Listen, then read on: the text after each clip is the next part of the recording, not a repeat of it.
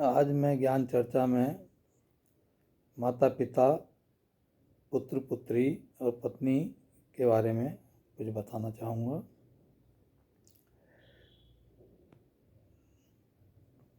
दुनिया में हर इंसान के 5 पिता होते हैं,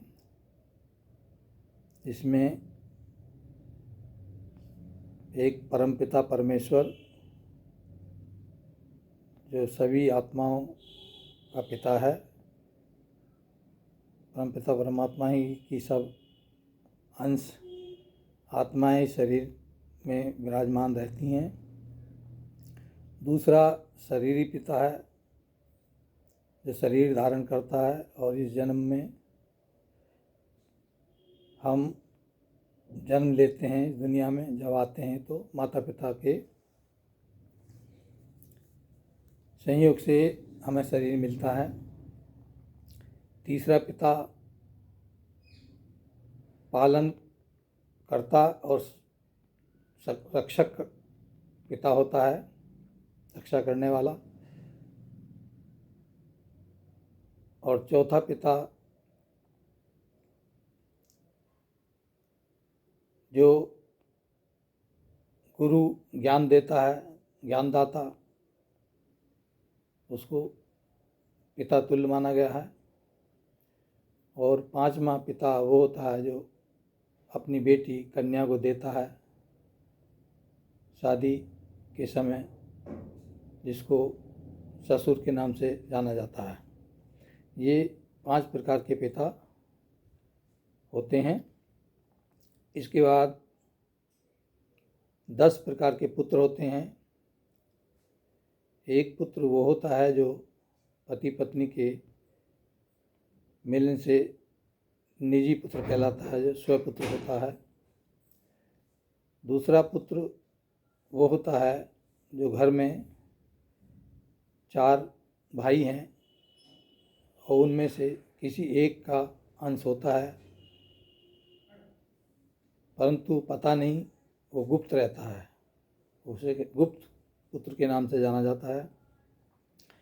तीसरा पुत्र होता है जो आपकी शरण में आ जाता है, जिसको शरणागत पुत्र के नाम से जाना जाता है। चौथा पुत्र होता है जिस दत्तक पुत्र कहता है, जिसको हम गोद ले लेते हैं, कानून के माध्यम से अपना पुत्र मान लेते हैं, उसको दत्तक पुत्र बोलते हैं। इसके बाद 5वां पुत्र होता है मानस पुत्र, मन से पैदा किया हुआ पुत्र, मानसिक, जो मन में थॉट लिया, विचार आए और वो पुत्र की उत्पत्ति होती है, जिसे आशीर्वाद के रूप में भी जाना जाता है। और छठा पुत्र होता है जो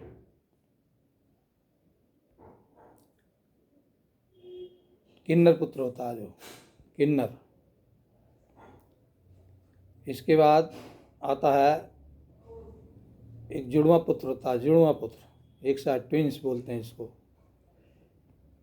एक होता है लमड़ा पुत्र, जैसे कोई पृथ्वी में बीज अंश रह जाता है और वो पुनः अपने समय पर अगले वर्ष उत्पत्ति होती है, उसकी जन्म आता है, उसी प्रकार एक लमड़ा पुत्र होता है। इसके बाद एक पुत्र होता है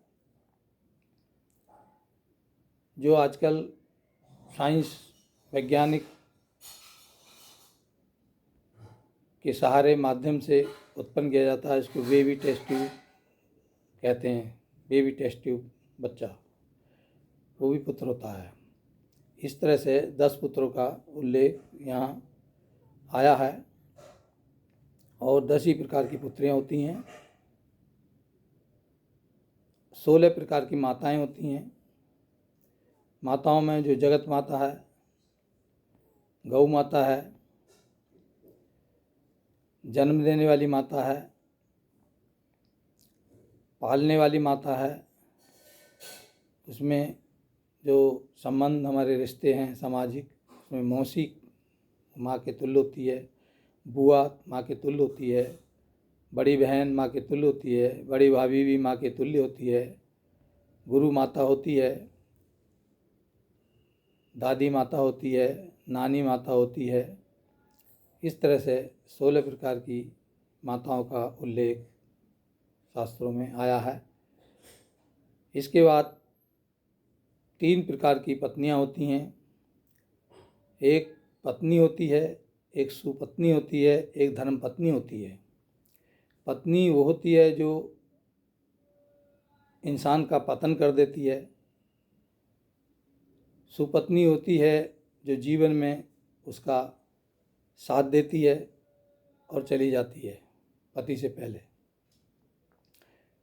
धर्मपत्नी वो होती है जो पति का साथ निभाती है और उसके साथ साथ उसे धर्म पर भी चलाती है, आध्यात्मिकता और धार्मिकता से जोड़ देती है और अपना जीवन संपूर्ण करती है। इस प्रकार ये 3 प्रकार की पत्नियों का उल्लेख किया गया है। अब इस संसार में भौतिक युग में जब हम आए हैं तो ये संबंध